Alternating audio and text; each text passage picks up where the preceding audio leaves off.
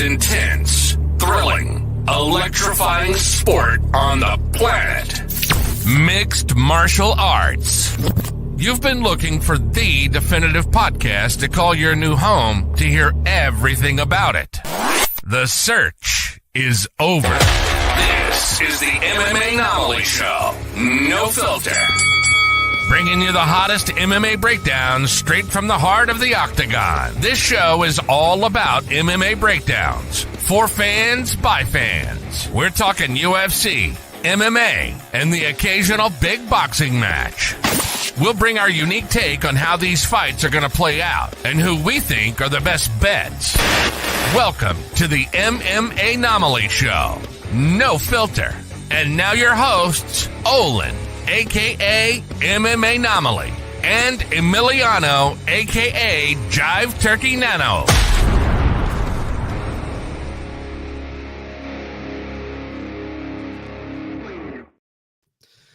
What is up, fight fans? Welcome back to another episode of the MMAnomaly Show, No Filter. You heard the man. I'm your host, Olin, a.k.a. MMAnomaly, and with me, as always, is the co-host with the most, Jive Turkey Nano. How we doing, brother?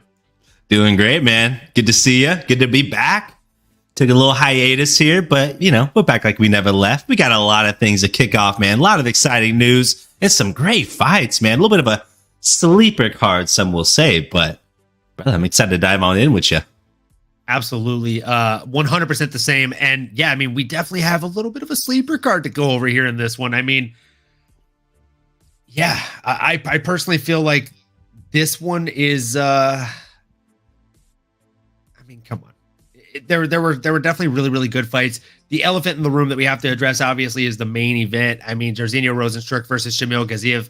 Anytime there's a 25-minute heavyweight fight, there's a 50-50 chance that it's going to be really, really boring or that it's going to end in the first round. And unfortunately, we got the latter. So very excited to jump right on into this one. And then obviously, later on in the week, we are going to be going over UFC 299, which I am stoked about. Of course, it's a Dustin Poirier fight week. Obviously, it's a Chito Vera fight week. So you already know we are going to be split down the middle here when it comes to that main event. But I digress. We're here to talk about UFC Vegas 87. So we will go ahead and jump right on into the opener here. Man, we had Abdul Karim Al-Sawadi coming in against Loic Razibov. Solid fight, honestly. Decent amount of volume. Not the most exciting fight in the world up until the finish there, but at least we did get a finish. We got a finish 49 seconds into the very last round here from Loic Razibov. Curious to hear what stood out to you, if anything, regarding both these guys' performances. Yeah, it was a good back and forth performance, like you said, to start off the night here. Fight night in the Apex Center. So we have the smaller octagon. Important factor to keep in mind here, ladies and gentlemen. We're talking a significant difference, at least a foot, I believe, on the outsides, and maybe even another foot or two across as well. So you're going to feel a little bit tighter in there, especially for those heavyweights, which we'll get into later. But yeah, to kick off the night, one of my big takeaways of this initial fight was one, they both kept getting called for fence grabbing. So initial one was a little sloppy, even though in terms of technicality, striking wise, it wasn't necessarily a sloppy match, but was kind of funny watching it and watching them get scolded by the referee, both of them at the same time. No more grabbing on the fence, you two. Like, kids, stay off the playground, like kind of sentiment. So that was funny to see. But no, man, my other takeaway was our boy Loic Razibov. Boy, he has a big back and he's got a mean game to him. Looked very strong, looked to just simply weather out his opponent, the American Abdul Karim Al-Sawadi. Hell of a name. Abdul, two hyphens in there. You got to appreciate that. But yeah, again, I think it was a masterclass. Thank you, brother. Right on cue. As always, producing as well here. The MMAnomaly. You don't see that anywhere else here, ladies and gentlemen. It's just us two and my man producing over there. So appreciate you. But yeah, again, it was a fun fight. I kind of maybe a little lackluster until that finish, which was exciting. In the third round, you hardly ever see that. But Loic's no joke, brother. Again, that back, he looks strong. That was my big takeaway here from that matchup. And excited to see what's next for him, right? We're talking about a lightweight division. It's completely stacked.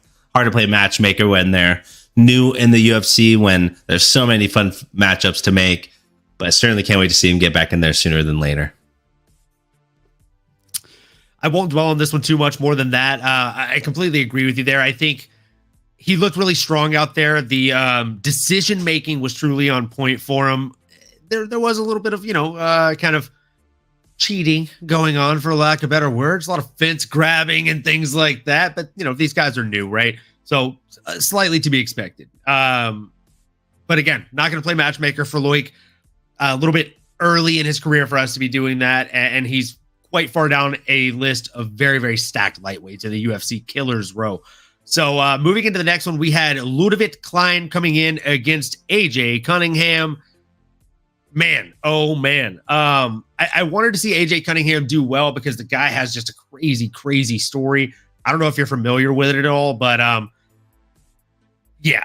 unless I'm mistaken, and there's another guy whose last name is Cunningham. Basically, the dude has like a Hollywood-like background story, and that I don't mean that in a good way at all. Like his parents would like put him in a cage. They wouldn't feed him for days at a time. They would throw spoiled food on him and like let him sit in his filth. Like they basically tortured this kid. So he's come from a tough background and fought his way through adversity. And obviously you want to see a guy like that do well. He's 11-4 now. So it's tough, right? But I'm very confident that the savage AJ Cunningham will bounce back. In this one, he did not get it done. He got outlanded at almost a 2-1 clip from Ludovic Klein, who landed 63 out of 95 strikes at a 66.3% clip. Just chef's kiss when it comes to the accuracy there. Meanwhile, AJ Cunningham, the savage, landed 36 of 77, landing at a 46.8% clip. All 36 strikes that he landed were significant. 60 of the 63 his opponent landed were also significant, however. I think the takedowns were a big differentiator as well. AJ Cunningham did not shoot one single time in the match, while his opponent shot 3 times and landed 2 of 3. Again, just like we said in the last matchup, Ludovic looked very, very strong here against AJ Cunningham. And again, in the lightweight division, I actually wouldn't be mad at seeing Ludovic Klein versus Loic Razabov in their next matches. Curious to hear your thoughts on this matchup. I love that. Building a little narrative, a little steam behind it. Two people that were on the same card might have a little bit of interactions building up to the fight. Wouldn't be mad at that at all. But yeah, this was another one, like you said, leaning off with the word strong. I mean, again, Ludovic Klein, aka Mr. Highlight. Excuse me. Frogs like my throat here. Man, did he put out a highlight. Again, really, really strong performance all throughout that first round for as long as it lasted.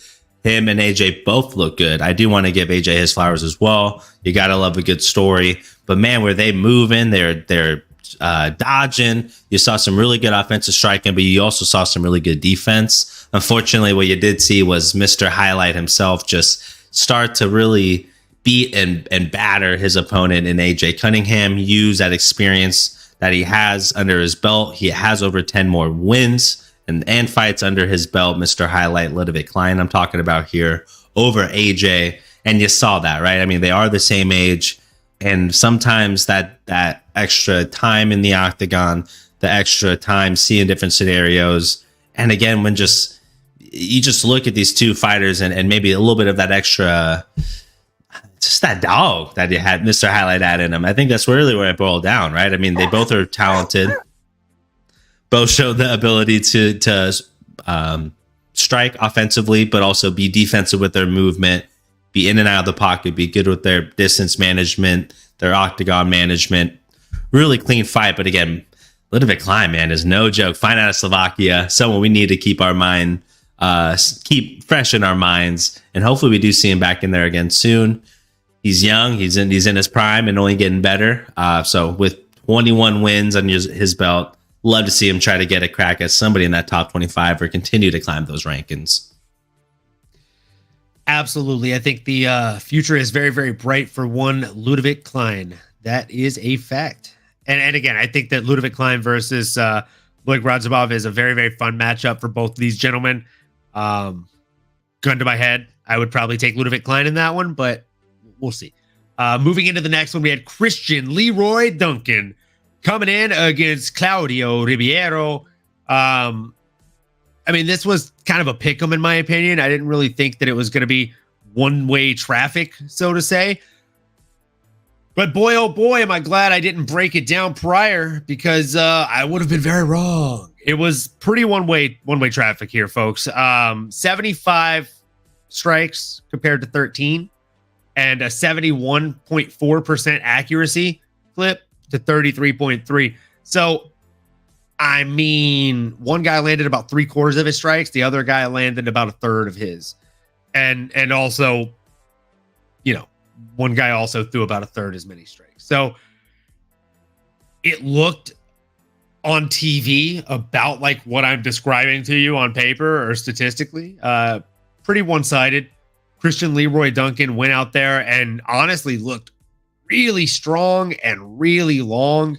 I don't even know like what the official reach difference was in that fight. I got to look it up real quick.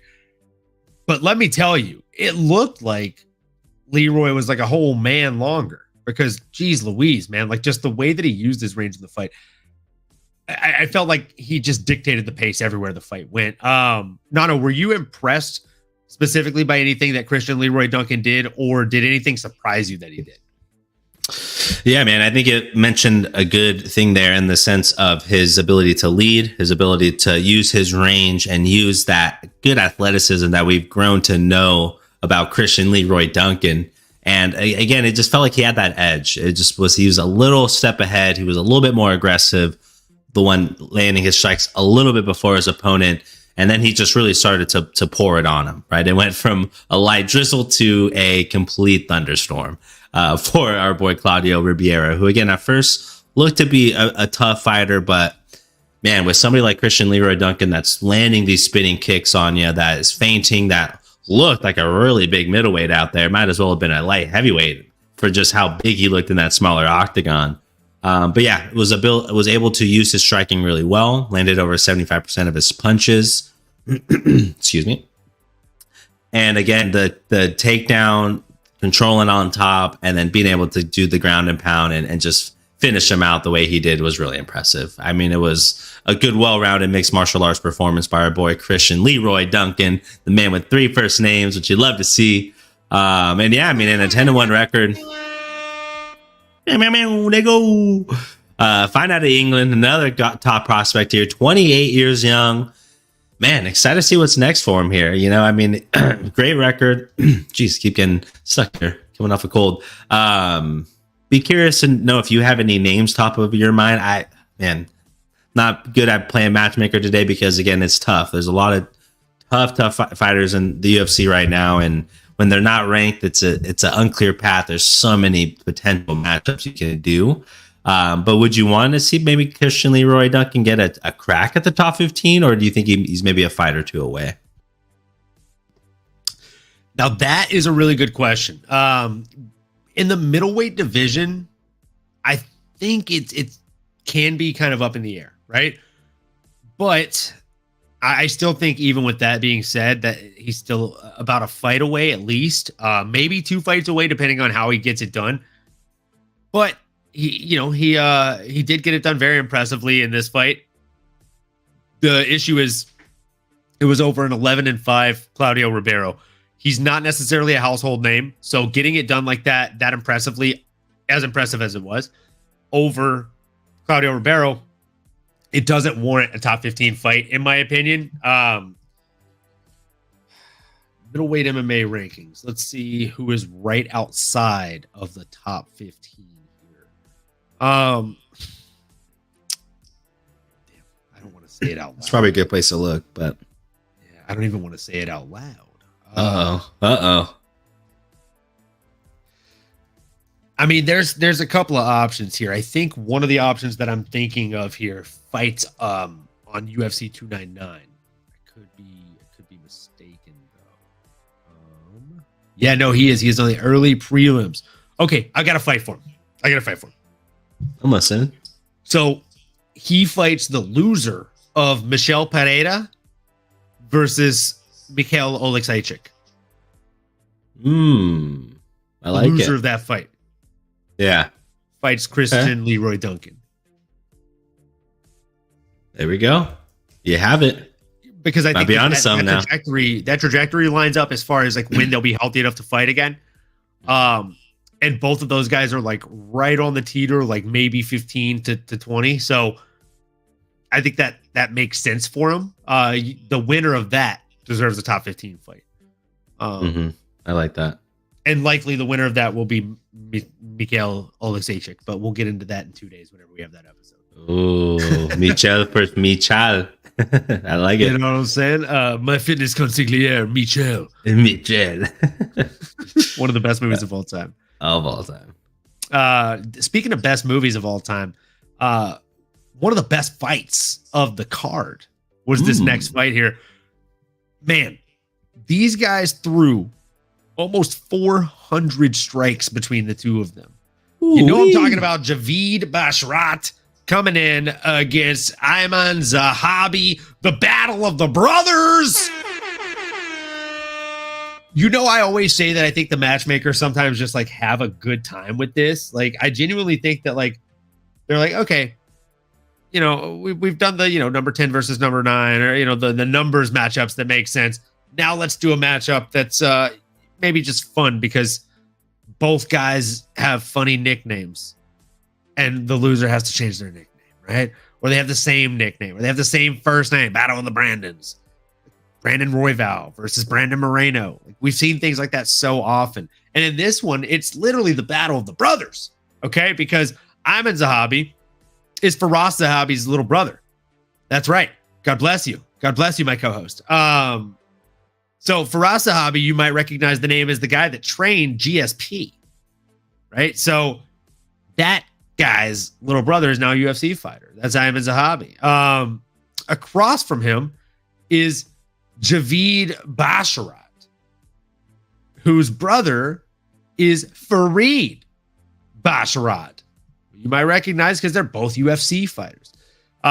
This fight was very, very close. I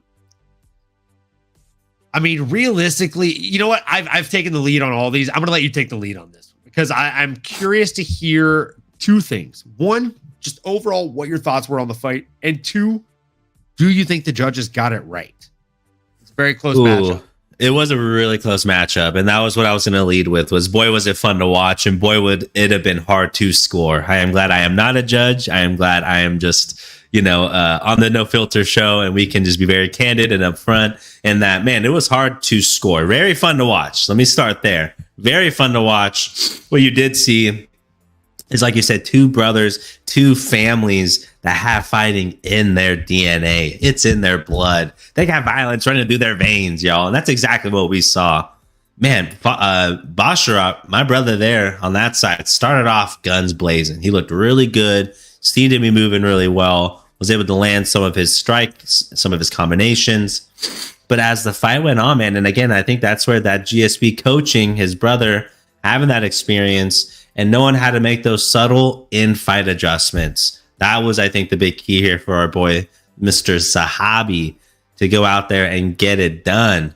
Fighting is not just a hobby for him, right? It is a profession. And he went out there and he made Javid start to move backwards, and he actually started to hurt him there. He dropped him a couple times with a leg kick, I believe, in that second or third round. And so, as a fighter, as a watcher enjoying the fight, my initial thought was, man, I think Basharat won that first round. I was rooting for him, but I was not surprised by the decision. And I do think that was probably the right one, especially when you actually started to break down the strike differential, especially when you just, again, use your eyeballs and maybe do give Basharat that first round. But the second and third, it felt like Zahabi was running away with it. And again, some of those significant strikes are what stood out to me, which I'm sure stood out to the judges as well. Although Javid Basharat did not appreciate or did he agree with the decision of the judges. But curious to hear your thoughts, brother. I appreciate you letting me lead on that one. But anything else that stood out to you in terms of the striking, in terms of maybe the game plan, or just overall this back and forth fight, man? It was a close one. Did you agree with the judges, or what were your thoughts? So I'm going to start off by saying great breakdown. I agree with most of what you said. So on live watch and on rewatch, I gave rounds 1 and 2 to Javid Basharat. I know the leg kicks were starting to add up in the second. The third round is when he really started to like put a walloping on him with those leg kicks, and you could tell he was having trouble even standing, right? But in total strikes and in significant strikes, Javid outlanded him in the first 2 rounds. So I thought he won those. But I could see how you could give round 2 to either guy. So not going to call out for robbery or anything like that. Biggest things that stood out to me were one corner's adaptability or ability rather to just completely change a game plan or fight game plan versus the other having just zero ability to do that. Javid came in with a game plan and he stuck with that game plan to a detriment. While his opponent came in with a game plan and then realized, oh, well, in the first round, I was throwing these 5 different weapons, and 1 of 5 is really looking like it's actually doing anything. Maybe I should just really lean into the 1. And then he started to lean into the 1 across the next 2 rounds. And boy, oh boy, does that tend to work sometimes. So good on him. Good on Zahabi for doing that. I thought Ayman looked really good. His ability, like I said, to adapt and change the game plan on the fly to an extent. And I mean, obviously, you got to give it up to the fighter for having the ability to follow that coach telling him what to do and kind of yelling instruction, especially on the fly. But you also really have to give it up for the fact that he does have a really good corner, one of the best in the biz. And it's not going to get any better than having your brother in your corner, especially when your brother is one of the best at what he does. So good on him. The future is extremely bright for this bantamweight. I think it is definitely time for him to get up in there as far as UFC rankings. Do you have any names on the tip of your tongue for this young man? Oh man, you think he's ready, huh? It's a stacked division there at bantamweight. A lot of buzz going on right now. I don't have anyone on the top of my mind, but now that you mention it, man, I'm going to pull up the rankings and see if there is some potential stars that can align. Do you have anyone that's top of mind on your end, brother? Lay it on me. Unfortunately, I do. I do have somebody that's top of mind. I actually have 2 names. Whichever one says yes to him, essentially. So you got Ricky Simón, who's coming off of a loss to Mario Bautista, right?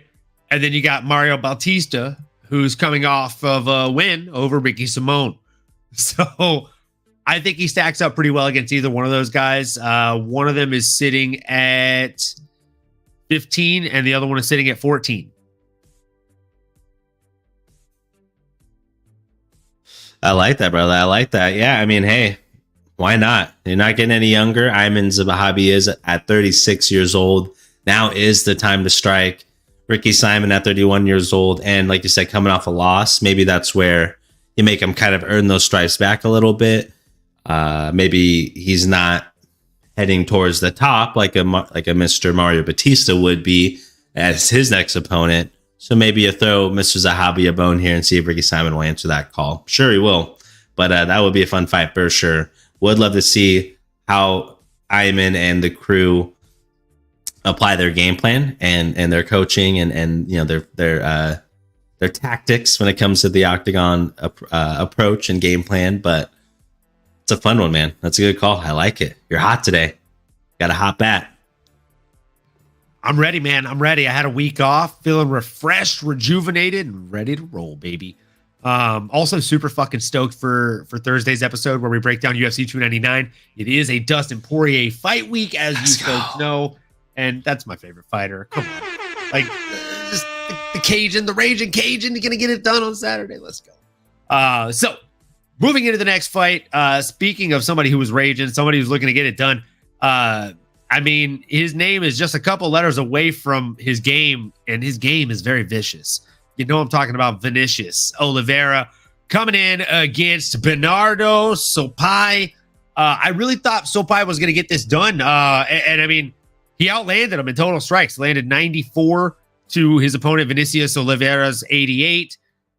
But, man, one of the nastiest knockouts I've seen of the year thus far. Just a beautiful setup. Was abusing the legs, just hurting the legs over and over again. Made him back up and just sprinted towards him like Happy Gilmore sprinting towards a goddamn golf ball, and launched himself into a flying knee faster than Happy Gilmore's golf balls get launched.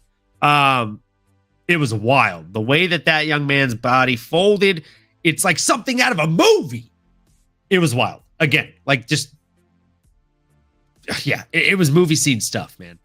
I watched the replay multiple times, covering my eyes like a little kid looking through my finger cracks. Just picture perfect. You literally can't script a knockout that looks that good. And I say that because we're all going to watch the really bad fucking Roadhouse remake in just a few weeks. And it's not going to be good fight scenes. But Hopefully. These guys go out there and they get stuff that you couldn't choreograph if you tried to. Yeah, that was right on the money, wasn't it? That was fantastic. ESPN top 10, man. Just a sheer case of athleticism and accuracy. Like you said, just a sniper out there. Although he wasn't throughout the fight. I mean, he threw a ton of punches, 170 and only landed 88. That and Vinicius Oliveira. But yeah, man, is he extremely talented? But hey, a win's a win, right? And I think that was the big takeaways, like you mentioned in the beginning there. Our man Bernardo Sopas, what happened, brother? The tires fell off, man. He started off really good. He was laying his strikes. Yeah, landed some takedowns, but he got gassed out, didn't he? Got gassed out down there, didn't you? Just did not prepare for it. I don't know if there's some elevation in Vegas he wasn't ready for. I don't know, man. But unfortunately, that was the reality. Was you really saw him fade and fade and fade, and like a lion in the jungle, like a gray white in the waters. You know, when you see a wounded animal, that is an easy meal. And that is a one-way ticket to my belly. So he found the finish, man. And talk about a buzzer beater, right? I mean, if that's as close as you can, not as close as you can get. We've seen closer. Shout out Yadir Rodriguez. But you want to talk about a buzzer beater. 20 seconds left. He gets that walk-off flying knee here. Vinicius didn't want to leave it to the judges. Said, you know what? Forget about it. I'll go and take care of this guy. But he was looking forward to that whole fight. I think that is my one takeaway with him as well. Another extremely talented, extremely athletic fighter coming out of Brazil. Don't have a name necessarily, but would love to see him just get back in there as soon as possible. Maybe another international card. Maybe if we go back to Brazil at some point. But dude was a dog. Love to see him back. A little unorthodox. I don't want to say sloppy, just because he's just not technically sound. But he's an accurate striker, and man, he obviously has that knockout power. So, shout out and way to go for having one of the biggest knockouts of the night for sure. Honestly, playing easy matchmaker, we could do Javid Basharat versus Bernardo Sopai and Vinicius Oliveira versus Ayman Zahabi. There you go. Wouldn't mind it. And then Ayman Zahabi versus Vinicius Oliveira is a top 15 contender fight. Winner gets a top 15 crack. I mean, I think that's easy money. It's solid. Obviously injuries, all those kind of things always factor in, but assuming they're good to go, why the heck not? Run it up. Come on. You know what I'm saying? Call me crazy. Call me crazy here. But run it up, kids. Run it. It up. Oh, you muted?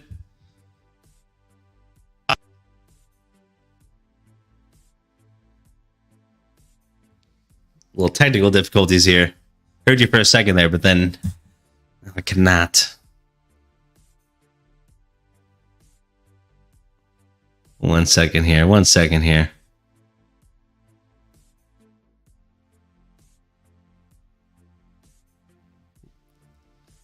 Like we were talking about. Can you hear me, brother? There we go. Cool. Awesome, man. Well, we'll keep it rolling while our esteemed co-host, aka producer, aka the man with the plan, MMAnomaly gets his microphone going again. But yeah, like we were talking about, huge shout out to Vinicius, man. Great performance. Bernardo, get the cardio game up, brother, and we could be talking about you in the winners column as well. But we could keep it rocking, keep it rolling into this next fight. we have Eric Andrews leading off the prelims, main event on the prelims. Did you just say Eric Andrews? Oh, did I say Andrews? It's your boy, dude. It's your boy, Eric Anders. Our boy Durs. Dude. How can I mess up Durs' name? That is definitely on me, and your audio came back in just in time. Huge shout out, Durs. And it's funny because during the conference, too, I had it written down that I forget the guy Eric doing Andrews. Wah, wah. No, man. During the press call, during the announcement of the fighters' names, for whatever reason, and I don't know if I've ever heard him say this for anyone else, but the guy said, "Your boy, Eric Anders." Oh, yeah, is that his nickname? Okay, that's why I said it's your boy. Your Eric boy. Anders. Yeah, his name. It's like YER, like your boy. Your boy. Your boy. Okay. So he said it before. I like that. Okay. So I was like, he's just like casually saying your boy. Eric Anders. It's your boy, Eric Anders. It's your boy, dude. It's your boy. Oh, man. But what a performance, man. I mean, he got stung early on there by our boy Jamie Pickett. Boy, did he. I thought it was going to go downhill from there, but he weathered that storm, man. He channeled a little bit of that inner linebacker days from the Alabama football glory days there, and bit down on that mouthpiece and said, I'm going to war. I'm staying in this pocket, and I'm going to show him how to do a true mixed martial arts fight here. I'm a little bit of this, a little bit of that. And really the difference for me was the wrestling game. Let me just start with, he attempted 13 takedowns, ladies and gentlemen, landed 5 of them, had 10 minutes of control time. Really, the reality is Jamie Pickett just did not have an answer. I know. You're telling me 5 for 13. I mean, I think he did think it was a football game out there. He thought he was, like you said, maybe an LSU Tiger or a Clemson or a Clemson Tiger or something, man. This guy out there just tackling everybody. He's a honey badger. He don't care. But yeah, man, here's your thoughts.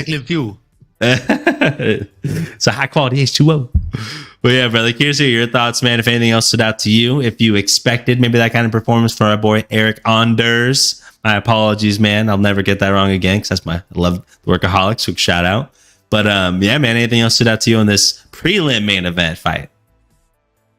Man, in this preliminary main event, I thought Eric Anders, your boy, Eric Anders. I thought he was in trouble for a minute there, but I digress. He was able to get the takedowns there early on Jamie Pickett, sap the energy, and thus sap the the knockout threat that Jamie Pickett does bring. I feel bad for Jamie Pickett because he did retire after those fights.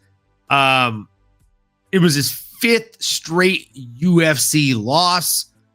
You really, really hate to see that happen to the guy. The Night Wolf, Jamie Pickett.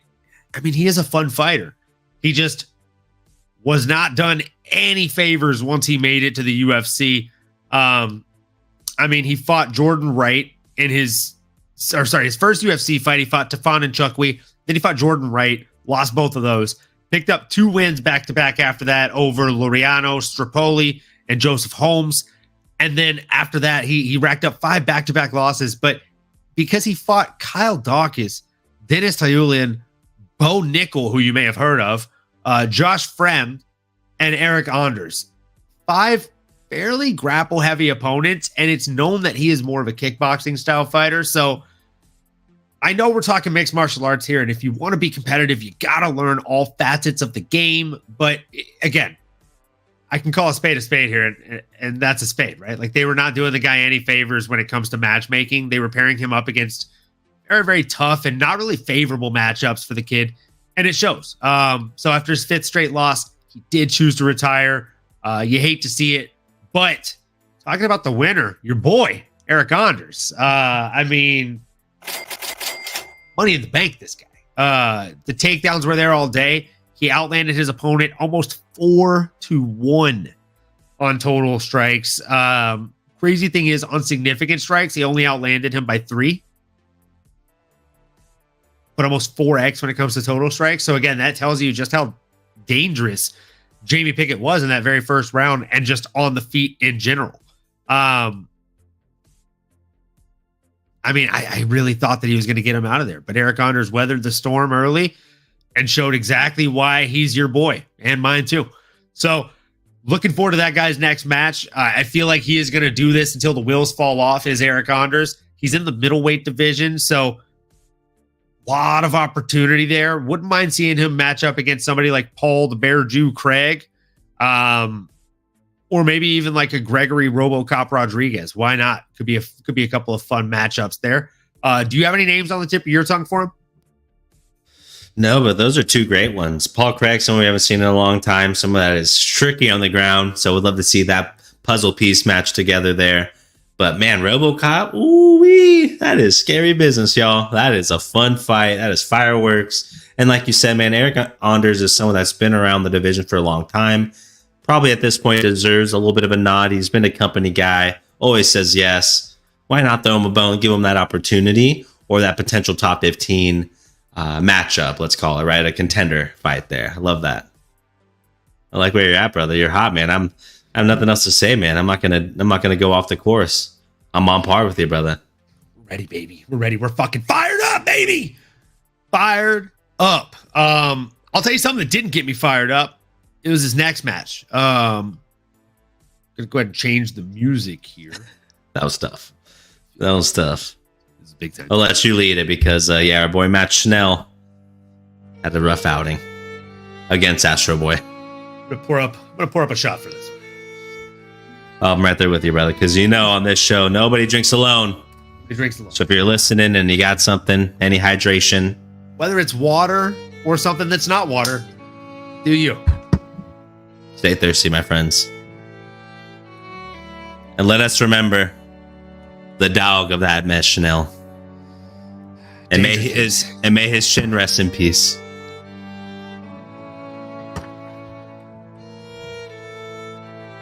And hopefully we never see that goddamn referee again for just the blatant disrespect. Blatant disrespect, bro. Read the fucking room, man. Read the room. That was not the first mistake Chris Ione has made as a referee, and that will be far from the last. I promise you that. He is, lo and behold, my least favorite referee, possibly of all time. He's now mine as well. Yamasaki was fun with this, But this guy's just he's a real piece of work, man. Yeah. Lower this music a little bit. I am gonna keep it going. There we go. Don't be too much in our feels, but it needs to be there. Presence must be known. Presence must be known. So I have watched Matt Danger Schnell, since the MTV Caged days. Now that's back before Andrea KGB Lee was a UFC fighter, but you can catch her in the background working the front desk of the gym that Matt Schnell was going to in that very MTV series. It is a very small world and an even smaller state. So when it comes to Matt Danger Schnell, I was obviously extremely stoked to hear that he made it to the UFC years ago. He has had a very up and down run in the UFC since making it there. And on this faithful last weekend, he was paired up against Steve Erceg, who, if you look at him at first glance, looks like a Wish.com British version of Mike from The Office. You've heard of Prison Mike. This is Britain Mike. And I mean, the guy is just an absolute hammer of a man. And we saw it. We saw it happen. It was a disgusting knockout.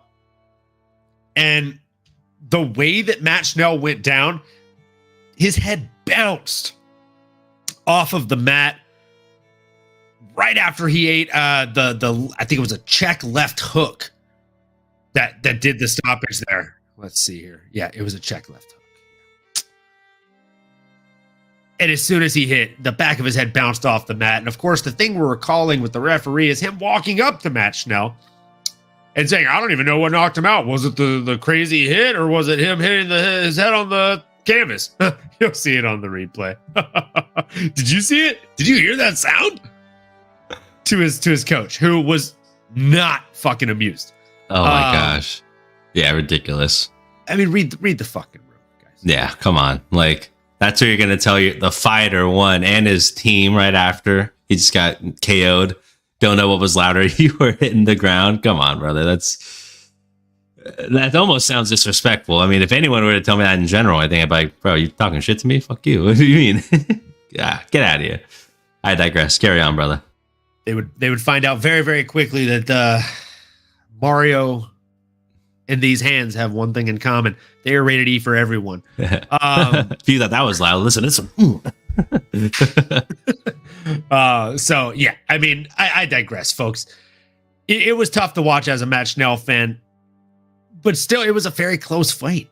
25-34 on total strikes landed, 22-34 on significant strikes landed. I mean, when Steve was landing, though, he was landing hard. The guy's got dynamite in his hands, and it truly shows. He's got very, very crispy boxing, and I do think that he's going to be a force to be reckoned with in the flyweight division. I actually do have two names on the tip of my tongue for him, but before I shout those names out, I'm curious to hear kind of your thoughts overall on this matchup. Yeah, I think it was a matchup that I was intrigued by going into it. It was something that I was really excited to watch our boy Matt Schnell go up against someone who I really haven't seen a lot of, that in Steve Irsig, right? Astro Boy. I mean, I watched the movie when it came out a long time ago. Haven't seen it since. And I had a similar feeling with our boy Fluffy, if you remember that matchup a few weeks ago, where it's just, you know, we cover this every week, so maybe we're coming at it from a different perspective than most people. But for me, it's just like I feel like we have not covered him in quite some time. If we actually go back, I'm trying to quickly look at his last fight. It was back in November of 2023. And he actually fought 3 times last year, which again just maybe slipped under the radar a little bit. Did not realize how skilled this guy is. Did not realize, like you kindly mentioned there, great breakdown by the way. Fortunately, obviously, give you your props.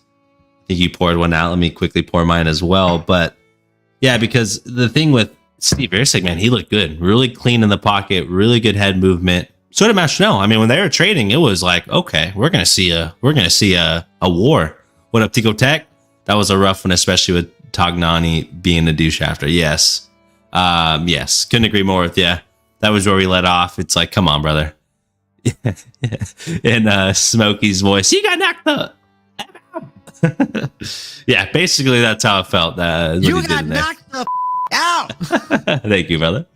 Yeah, man. I mean, it was a tough one, but again, like you kindly mentioned, they were trading. Things looked great until it didn't.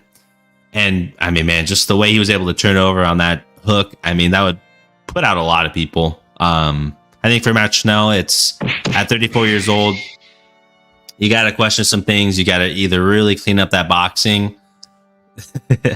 Yeah, really clean up that boxing. Otherwise, maybe you reconsider some things, right? I mean, 3 losses after a no contest at 34 years old. And again, a knockout like that is tough. I mean, it doesn't get easier, right? And I mean, these guys are dogs. They probably will fight, till the limbs fall off. But I would say, I think, really needs to clean up that boxing, because that just was keeping the hand down a little bit, staying in the pocket, or just not being able to stay off that center line is a tough one, right? I mean, it just, those things happen. But for Matt Schnell, unfortunately, these losses are continuing to add up, and at 34 years old, you're not getting any younger, man. I'd love to see maybe test. I mean, I don't know what your contract situation is like. I'm not saying you should retire, but maybe test the waters in other organizations, go be a dog, maybe have a little resurgence. But yeah, these boys are different, man. These boys are different. And Steve Irsig, I'd be curious to hear your thoughts, because there are a couple names there, man, in the top 10 now that are sitting pretty, that are interesante, muy interesante. But let's say we do the shot, then we do our potential next fight here. Nice. Let's get it, baby. Cheers to Matt Schnell. To Matt Schnell. And I have my appropriate Louisiana voodoo shot glass here. I feel like this gave me a deja vu. Did we just do one because of Matt Schnell? Did we do it in the beginning? We did. We did, huh? Well, one for the road. It's been a while, y'all. You thought you saw me pour one up, and you poured one up, so then I couldn't leave you hanging, so I poured one up. So it happens. It's a vicious cycle, honestly.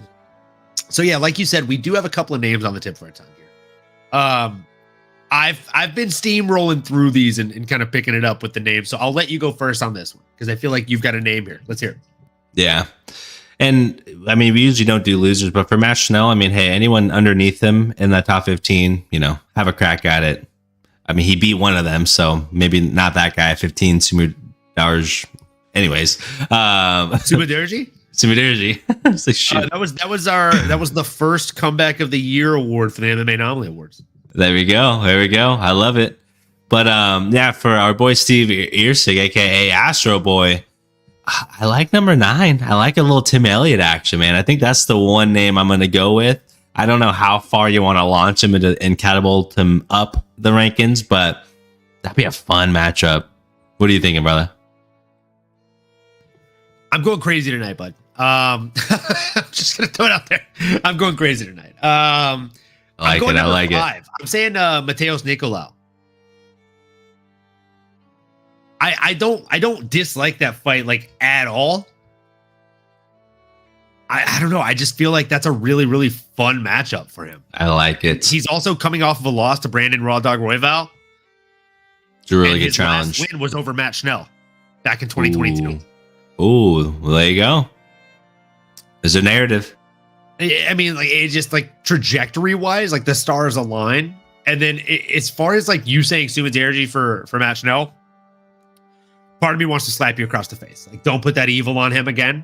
He already weathered that storm and somehow pulled it off. Like, I don't need to see that, but somehow I'm going to be even meaner. I'm going to do something worse. I'm going to say Tatsuro Taira versus Matt Schnell. You're really trying to put the nail in the coffin, aren't you? But I also want Matt Schnell to go to like American Top Team with his boy Dustin Poirier. Get that work in. Boy, I don't know if anyone gets ready for Tatsuro, though. Oh, work on his head movement. Like, okay. Gonna go a little bit too technical here. Just because I really, really like Matt Schnell. I'll do a much like further in-depth breakdown probably when we do the Dustin Poirier talk in 2 days. But one of the things that drives me nuts about Matt Schnell is he's a really, really gifted fighter in so many ways. But once he starts getting clipped, he has a tendency to, and again, like his head movement stays consistent when he's just at range. Like he does his checks, right? Like a lot of people have a different rhythm that they'll do. Some people go like forward, left, back, right. Some people go left, right, forward, back, left, forward, right, left, back, right, forward. You know what I mean? Like, so there's all these different like patterns that you teach yourself. And his typically is very similar, right? And he does it when he's at range. But the second he jumps in and lands a strike, his head stays front and center. So when he's at range, and then he goes tap tap, and then his head just fucking stays there. And that's exactly what happened. He jumped forward, went to land something, and then his head just stayed on the center line, and boom, left hook Larry said, "Good night, son. Let me tuck you in for bedtime story." And I mean, it sucks. So I feel like those types of tendencies.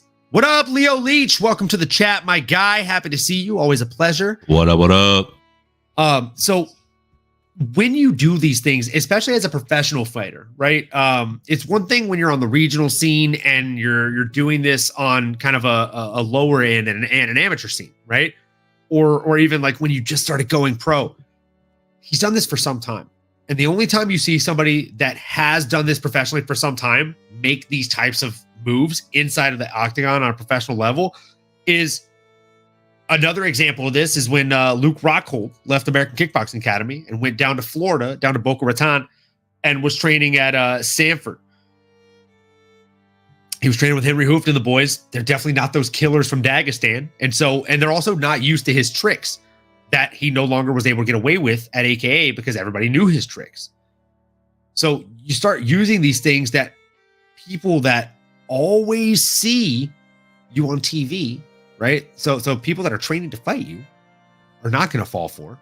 Now they're working on these guys that maybe are less than or are not used to you. So I think a similar thing is what we're seeing happen to Matt Schnell, right? Where he's able to get away with certain things. And I don't want to say lazy tendencies, but tendencies nonetheless. He's able to get away with them while training in Louisiana at his gym. And it's not great for him, right? Because then you go inside the octagon and it just doesn't really work out really well for you, because what happens is you fall prey to your own mistakes, to your own bad habits. So I'd like to see him go to American Top Team down in Florida. I think Fortis MMA is very fun. It's a very good gym, but obviously the things that he's doing there are not paying off at this point in time in his career. So it might be time to move on. Maybe he's plateaued there. And that's not a knock on Fortis. I think the Fortis is very, very good. I just maybe think that he needs to get that work in with some other flyweights. Maybe even go to fucking Sacramento, man. Yeah. See Uriah Faber, Alpha Male. Yeah, Alpha Male and the boys. It's a good crew they got over there, man. And sometimes, like you said, man, a good change of scenery can go a long way. 100%. Absolutely. Can never teach an old dog. Never too late to teach an old dog new tricks, right? That's what they say. Come on. You got this now. You got that dog in you, brother. That's Stay a fact, on it, man. baby. Stay on it, stay on it, stay on it. And now with that, we are going to change back to some happier music here. Let's go. Bring the vibes back. And we are going to go ahead and jump right on into the next fight. We had Umar Nurmagomedov coming into this mug. Man, oh man. What a fighter Umar is. And honestly, like, what a brave guy taking a fight against kind of an unknown fighter that was fairly unbeaten and had a lot of paths to victory. Again, I'll let you take the lead on this one, because I definitely took the lead on that last one, my guy. Let's hear it. I appreciate it, brother. Maybe it's because I was already unmuted. You knew I was eager to talk about a Nurmagomedov, an undefeated Nurmagomedov, that is. Umar coming in here undefeated, man. And like I said, what a performance, right? And I think one thing we do need to make sure that we stand clear, or not stand clear, but we need to make crystal clear here, is that he did get hurt in this fight, y'all. He had to weather a little bit of a storm. There were some showers in paradise, man. Begzak Al-Makan, my goodness, he was rocking and rolling. I mean, only threw 25 punches, landed 5 of them. But one of those 5, man, put Umar down. Maybe temporarily, maybe it was a little bit of a slip, but Umar definitely was hurt a little bit, and he did have to stay focused, take him down, and do what he does best. And that was score 5 out of 5 takedowns, have 11 minutes of control time out of 15 minutes, y'all. That is a lot. Still found a way to land 68 strikes, significant strikes, I should say. My goodness, I didn't even get to the top line here. Total strikes, 145 out of 197, y'all. Woo-wee! Close to 75% landing strike. That's quick math for you. Correct me if I'm wrong, but close to that. Again, he's a savage, man. But my question is, can he weather the storm of a legitimate striker? I think after seeing this kind of matchup, it makes me want to see him fight Corey Sandhagen even more. Umar, what is the chail channel? Umar Nurmagomedov. My apologies. We got the beards too. We got to be more respectful. That's on me. Don't cancel me, y'all.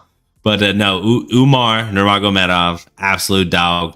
Someone that is a force to be reckoned with here in the bantamweight division. But again, I want to see him fight Corey Sandhagen. I want to see him fight a striker. I want to see him fight Merab. I want to see him fight a dude. I need to see that challenge now. He's obviously ready. We've all known it.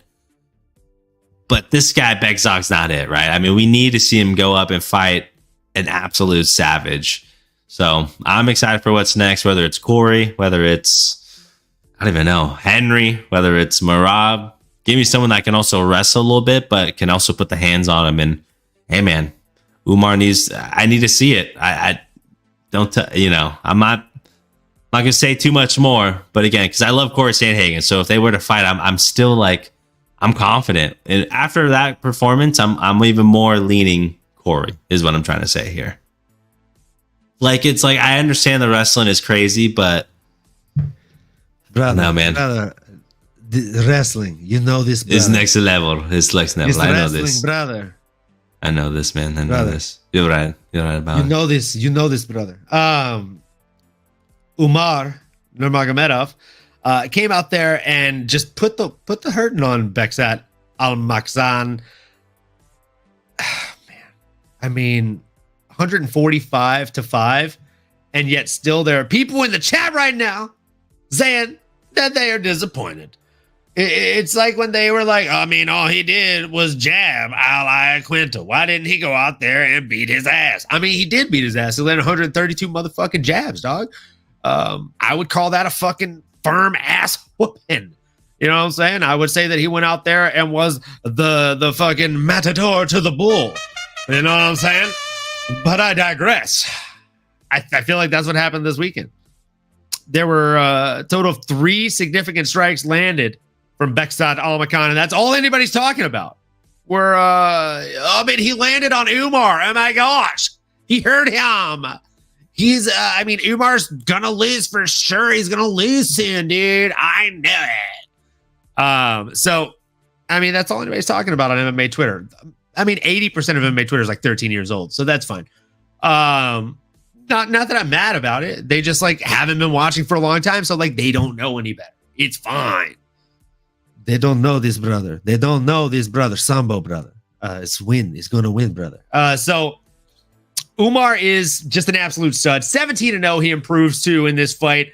And I still think the future is pretty damn bright for Beksat Almakhan. Now, I'm going to throw out a little bit of a curveball here. I know that you're saying, all right, I really want to see him fight a big name, a real name. I want to see him fight Corey the Sandman Sandhagen. You're wrong. Not going to happen. I will tell you who he's going to fight, though.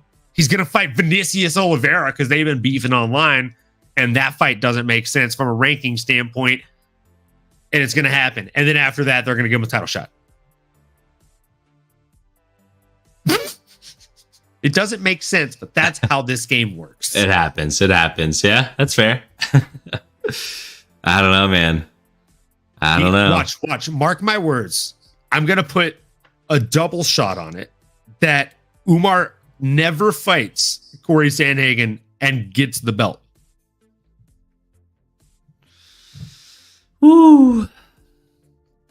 That is... It's a double whammy, but it's true. I don't know if I like it. I don't know if I put a bounce. It's funny because it's true, dude.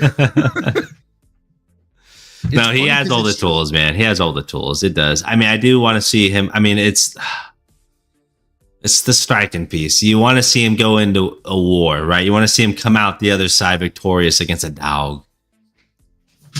It doesn't make any sense, so we're going to book it ASAP. This era of combat sports in a nutshell. LOL. You're right, Tech. You're onto something there, brother. That's how we do. That's how we make matches. That's how we match make. I mean, the matches are making money. I guess that's how they're looking at it.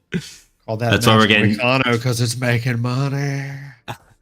Money Meccano, dude. All right, man. So Umar Nurmagomedov. Obviously, what's next for him should be the Sandman, Corey Sandhagen. But it's tough, man. He's probably going to end up fighting Vinicius Oliveira. And I completely agree with you, Leo Leach. Here, Leo, I want you to screen record this, okay? Get ready. Get your phone ready, bud. I seriously want you to screen record this because I know that you're not going to believe that this came out of my mouth, since I'm a big AKA guy, big true believer, trained there, big Nurmagomedov guy in general. I think, truthfully, like all like taking the piss, as you guys say, aside, and bullshit aside, I think Umar Nurmagomedov will end up getting a loss before he actually becomes championship caliber, or champion caliber for that matter. And I do think that the type of person that can handle that loss is Corey Sandhagen. I think Corey Sandhagen is arguably one of the best bantamweights that is currently active in the UFC. And I do think that at this point in their careers, he is better than Umar Nurmagomedov.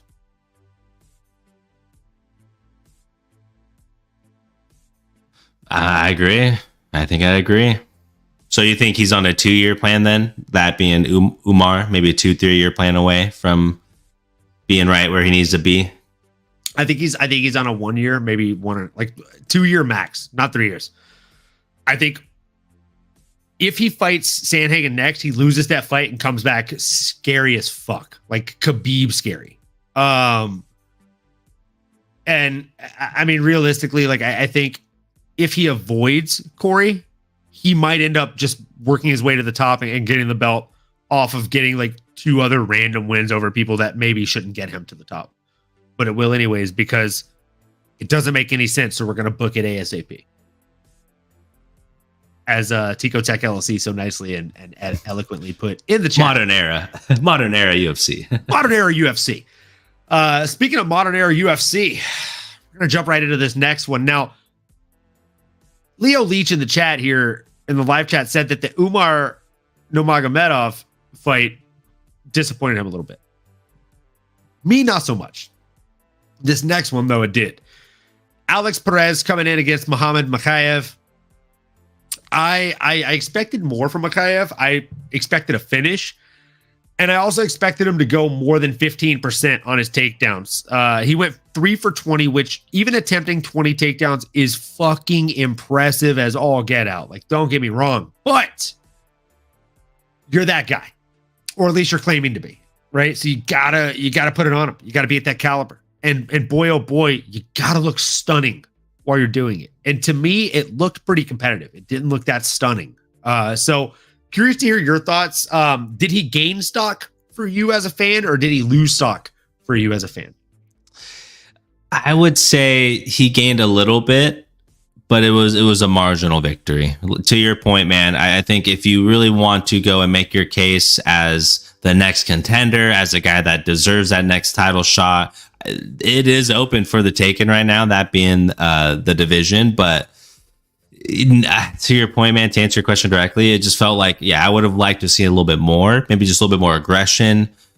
Maybe we're discounting the fact that getting the hiccups here.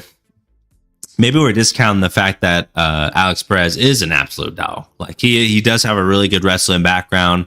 He was a wrestling coach back at high school in his hometown of Samore, California.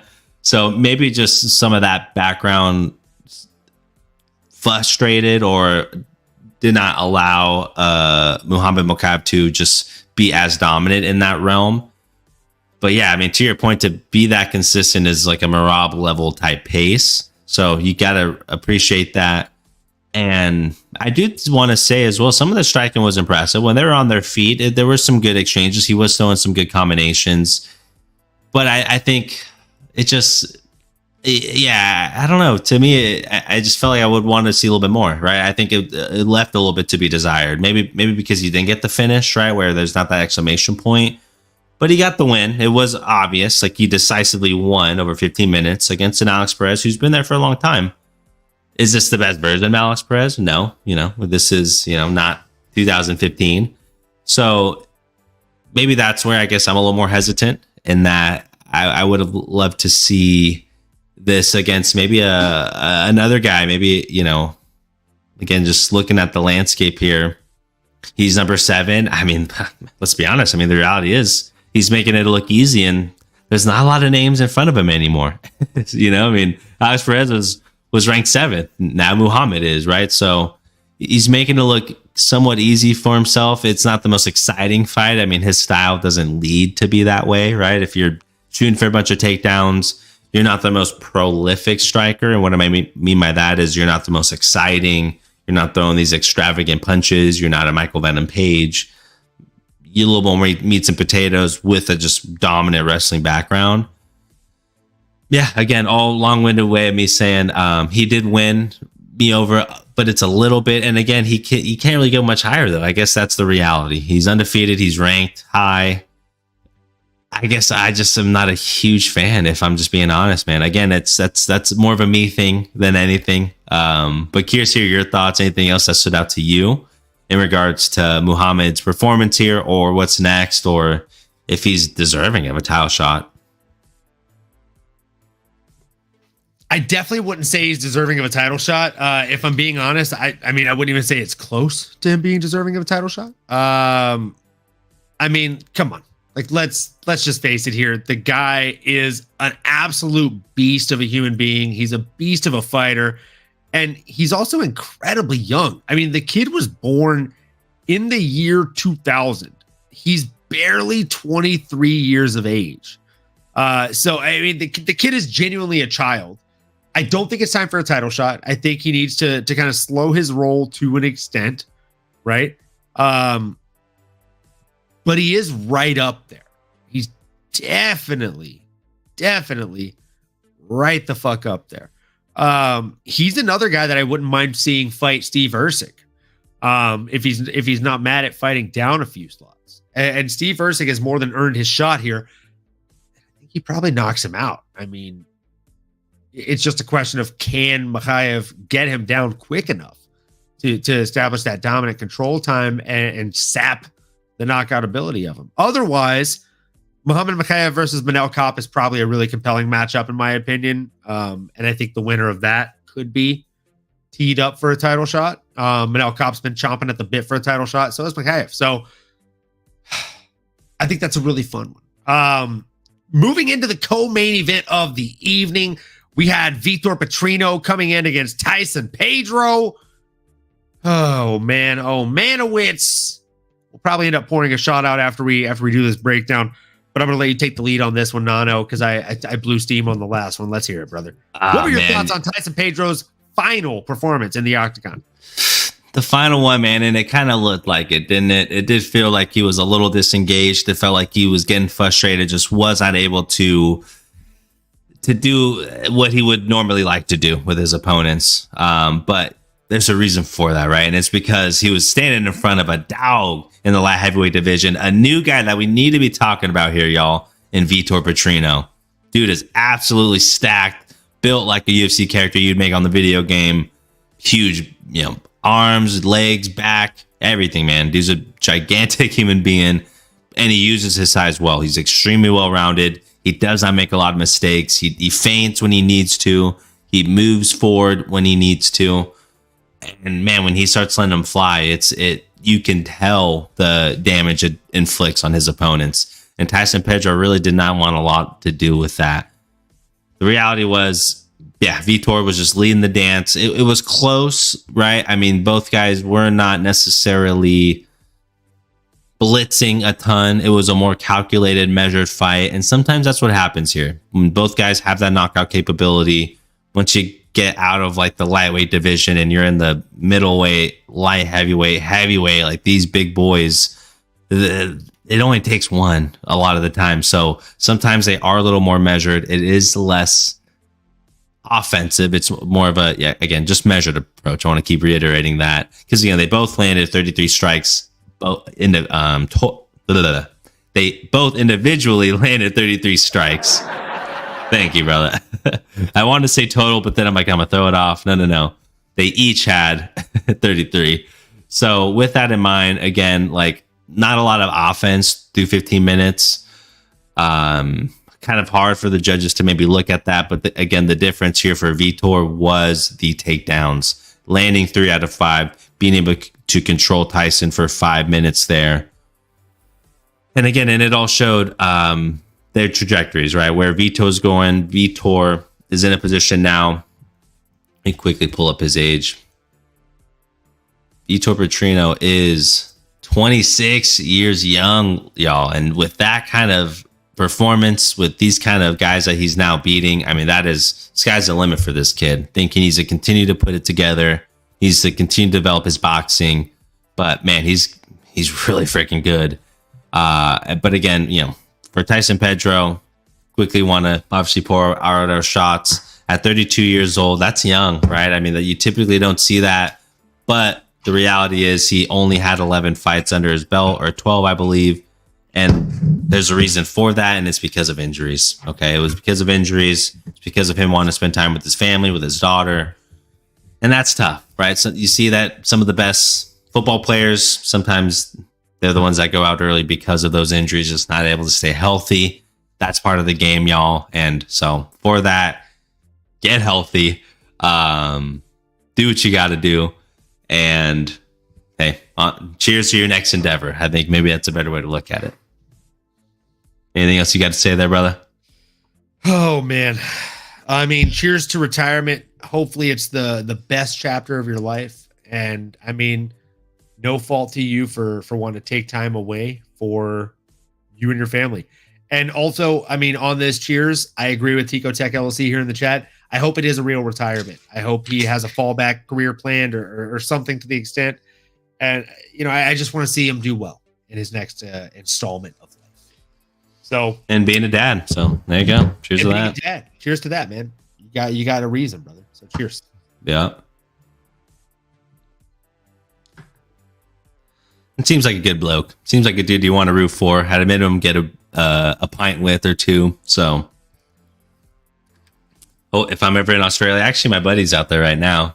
Be cool if they run into someone out there in that part of the world. But well, I'll tell you this: me and Mayor definitely have Australia and New Zealand on our list of places to go. Ooh. Yeah. We were planning on going there possibly this year or next year, but then we got the impromptu trip that we're going to take to the Cayman Islands. So that's obviously going to be our one new country to check off, or one new destination to check off this year. And then we also have a couple of other destinations you already know.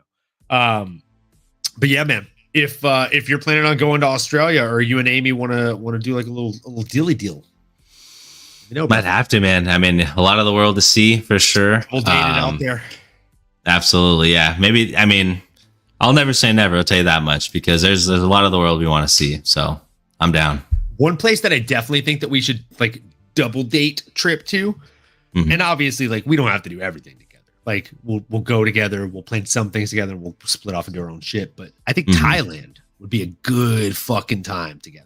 Dude, yeah. Amy's been before, so she could definitely give us a little bit more of a rundown. I'd be down. She's I mean, as long as we go to the place, the bar where you and your homie can sign up to fight each other for a couple rounds. You and me are gonna do a couple shots. We're gonna get in there, and then we'll take some shots. You know what I'm saying? We're gonna take some shots. And we're gonna take some shots. As long as you don't scramble my huevos, we think we're good, brother. The ones up here, but just very slightly. We're keeping it light. We're keeping it light. We're keeping it tight. We're gonna have form in there. No, but we get some honest work going. I just think that would be fucking A. Oh, that's epic. Extremely good time.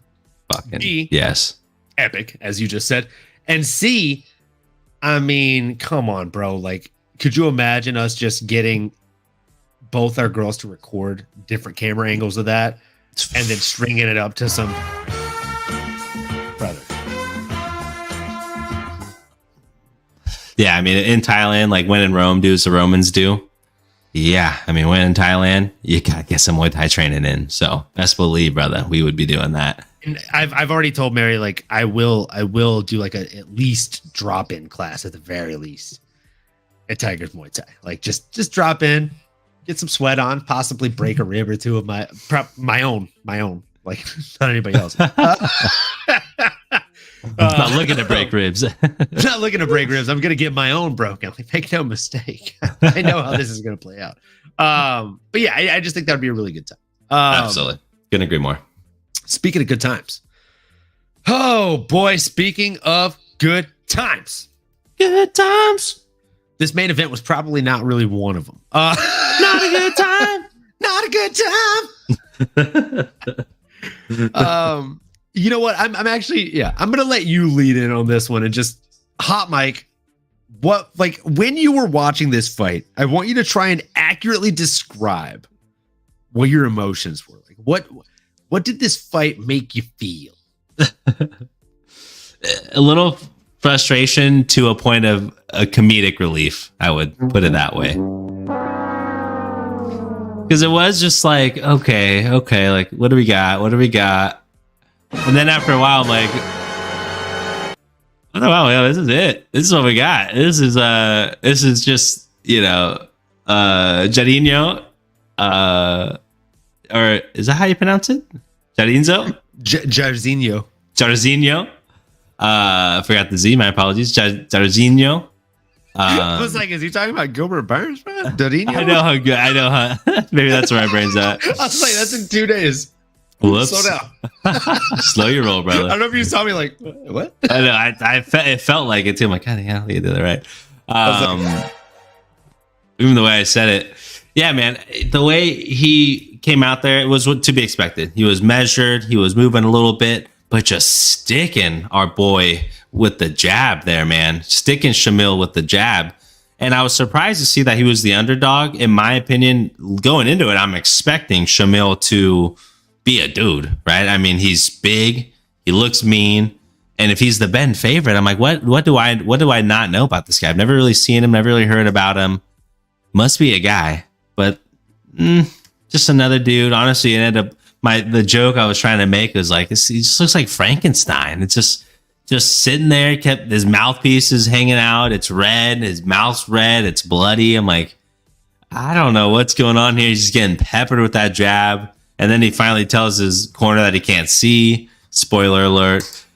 So everything about that was weird. Mark Goddard. And I don't know if the coach, because when I had noticed it when the translator was in the corner, you heard him translate something like, oh, you can't fight with one eye. And then I was kind of like, oh, that's weird. And then DC kindly is mentioning, oh, there's some commotion in the corner, something's going on. And then Mark Goddard, almost in a frustrated way, is like, you guys get out.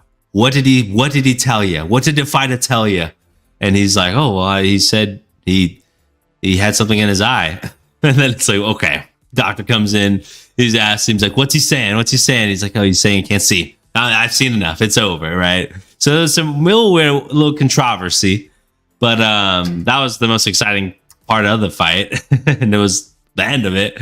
But no, I mean, all things considered, yeah, not a lot of strikes. It felt like if you were watching UFC 5 and it was maybe your two nieces and nephews playing it, just hitting A over and over again, just jabbing one out. That was basically how it felt watching. I got a good crack out of all of it, which I appreciate. I'm curious to hear your thoughts, man. Anything else that stood out to you, or just your commentary on that main event? I'm literally cracking the fuck up right now, bro. Like that shit's hella funny. Just give them the sticks and you sit. And then the guy, are you only hitting the fucking like X button? What are you doing? Yes. I like the circle one because it's pink. Yeah. It's like, all right. So Tico Tech LLC in the chat, Goddard handled that. The real no nonsense. You know, I think the only difference between him and Keith Peterson is he doesn't smell like booze and cigarettes. You know what I'm saying? Bad jokes all day here on the MMAnomaly Show. So this definitely, I'll be honest, like while I was watching it, it definitely felt like if I had to sum up my internal being in one sound, it would literally be, because, you know, it's a heavyweight fight and I'm really expecting it to deliver. I'm expecting something to happen here, but instead we got, you know, not a lot of that. So it felt like there was not a lot of strikes landing, as the co-host with the most nano pointed out, but I digress. Jairzinho Rosenstruck landed 140 strikes, 127 of which were considered significant strikes. Oh, and by the way, he threw 230 strikes. Yeah, 230 strikes. So, I mean, there were strikes thrown. It just didn't really seem like it. Right? Maybe I got lulled into it. Maybe it was like a lullaby because it was just the same strike over and over again. I think over 25 minutes, I didn't realize, oh yeah, that happened like 100 times. That's fair. That's probably what happened. I think I just got like lulled into it. I too can press the A button, Tico Tech LLC said. And I mean, that's exactly it. Like all he did was press the A button the entire fight. That being said, doesn't matter whether you push the A button, the X button, you know, the B button or the Y button. Doesn't matter. Okay? If I land my A button 5 times as many times as you land your whatever buttons, I mean, you're going to be looking at the second half of your paycheck or looking for it like, where are you? And I'm so sorry. I had to win by pushing A tonight. I only jabbed always. No, but seriously, it was a sad fight. When you get a heavyweight main event, as Blink-182 said appropriately, it's like a sick, strange darkness. Because it's just sad, you know? It's always going to be sad. And that it was. There was a guy that was shouted out on the MMA Hour this week, though, that won, or rather, this week, that won a boatload of money because he bet $50 that Jairzinho Rozenstruik would get a knockout in round 4. And since the fight technically did not start round 5, it cashed. You imagine watching that fight and just being like, what? Like looking what everywhere for an exciting main event. Like, where are you? And then all of a sudden, homie doesn't make it off the stool for the fucking 5th round. And then you just look at your checkbook like, suddenly that main event is not so trash. So, at least some people had to have enjoyed it. And the rest of the card, as you said appropriately, was sneaky good. There were some sleepers on this card. There were some bangers on this card. And then there were, main events like this that made you kind of want to go to sleep. Not going to say I didn't fall asleep during that main card. I would be fucking just gobbling up lies if I said I didn't. So I did go back and rewatch it, though, and that's all that matters, folks, because, we're a real serious podcast here. Moving into the next one.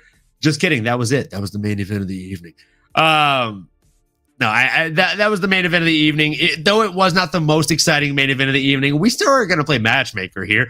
It was a heavyweight, low-key, not so much of a banger.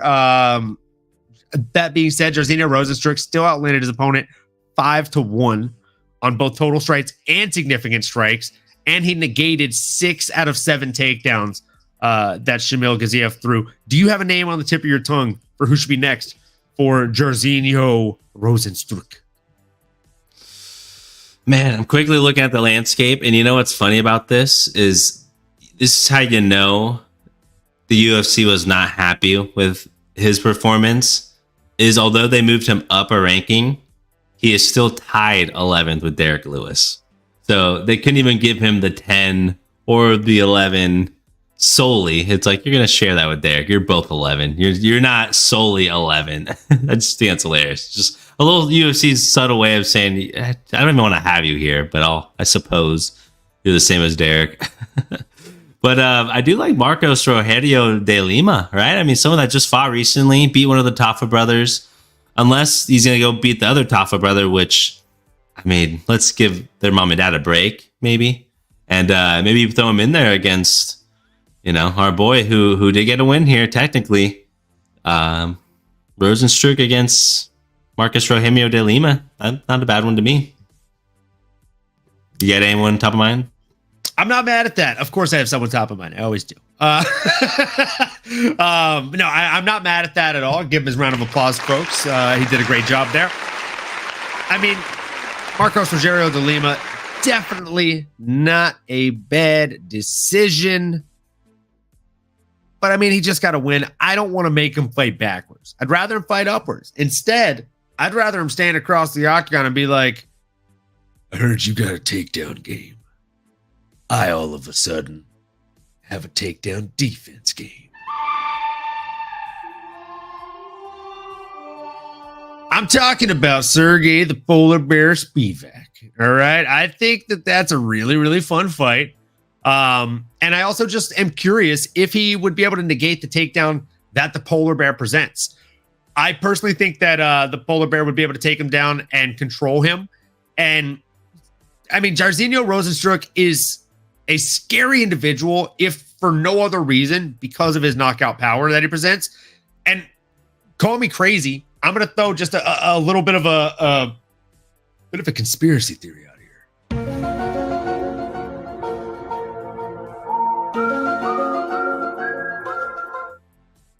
So I think because he has so much power, that's the reason he was able to dictate the fight so much with just simply using a jab. Because that jab, even though it might not be the most powerful weapon in the world, when Jairzinho throws it, it is extremely strong. And also, even just the threat of a jab and feeling that push you back lets you know, wow, if this guy throws a cross or a hook or an uppercut, I'm in danger. And you also saw him split a man's fucking lip. Just split. It looked like, again, something out of a movie. So that threat of power is just a terrifying thing. Does that threat of power slow somebody like Sergey Spivak from coming in the way that he does? I don't want to say with reckless abandon, but with the utmost bravery. Like the way that he comes in for takedowns is like, it's kind of haphazard. I mean, it's very technical. That's why I don't want to use the term haphazard, because haphazard gives way to like, oh, he's not really caring what he's doing. He's just rushing into it. And that's not how Spivak does it. But at the same time, he does it with a kind of wherewithal and knowing like, I'm probably going to get hit. Like I'm probably going to eat a hook or an uppercut coming in for this. But as long as I get a clasped hand or a gable grip, like around his leg, even just one leg, I can take him for a ride and there I can win the fight. And if that's the case, let me tell you, brother, I think it could be a really, really fun fireworks matchup there. What are your thoughts on that one, man? I love it, brother. I love where your head's at. I mean, I do think for someone like Rosenstrike, who's been around the heavyweight division for a long time, yeah, to your point, reward him, right? I'm being a little facetious. I'm being a little bit negative, a little pessimistic and saying, hey, go down. But to your point, I think if I were to choose someone above his ranking, I was liking that Sergey Spivak, man. Right on the money. Come out. Oh, thank you, Tico Tech. Great pick, Nano. Thank you, good sir. Yeah, I wanted to give you your flowers. Tico Tech LLC was definitely loving your pick. So, I mean... He's got great taste. I mean, must he be has handsome. great taste. No, I was kidding. Must be handsome. He is a handsome guy. He is a handsome guy. I've been told that we look like brothers.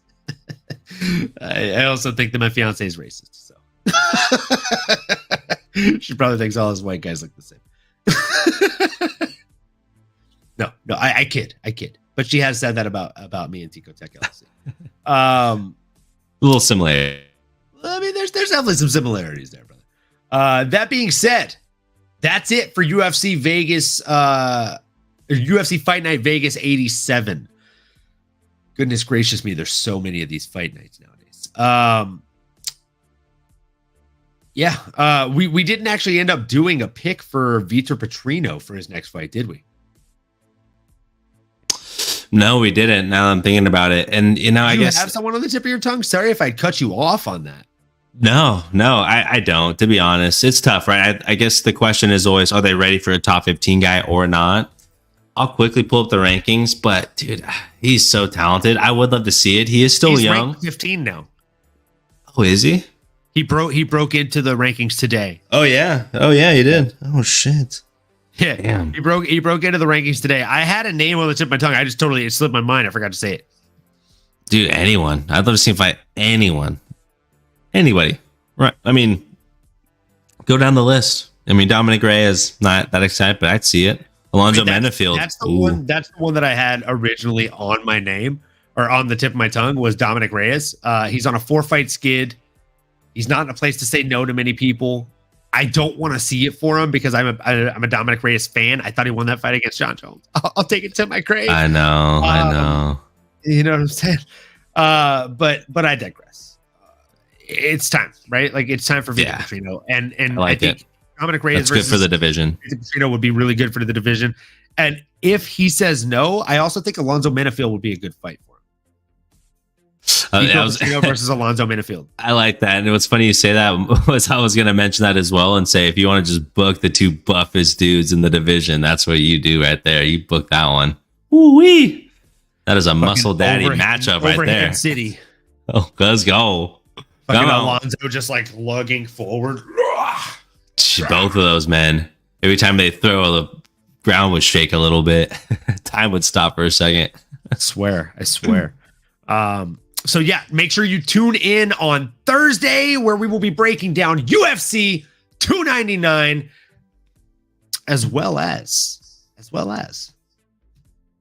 little bit of boxing talk. You already know. We got Francis Ngannou coming in against Anthony Joshua, folks. One of the coolest promo packs I've ever seen in my entire fucking life. if I'm being honest here. So super duper stoked about all of the fights coming up this weekend. It is a Tito Vera fight week, and it is also a Dustin Poirier fight week, folks. So we're excited about it. Can't wait to break down these fights. We are going to be putting a little bit of money down on these fights here. Going to be putting down a couple of units here. We're going to be gobbling it up, and you already know we're going to be fucking taking it all the way to the bank. So if you are new here, if you are returning, anywhere in between, you know the drill. You know the deal. Make sure you like, comment, subscribe, smash that bell for notifications. And as we like to say here on the show, keep on going, keep on growing. And till then, see you next time, folks. You've been listening to the MMAnomaly Show. No filter. As you may have been able to tell, we dig the MMA, and our passion is to dive deep into the upcoming fights, give you our expert breakdowns, and help you make sense of all the chaos that is the fight game. We hope you've enjoyed the show. If you did, make sure to like, rate, and review. We'll be back soon, but in the meantime, make sure to find us on YouTube, Twitter, Instagram, and Twitch at MMAnomaly. Be cool, and we'll see you next time.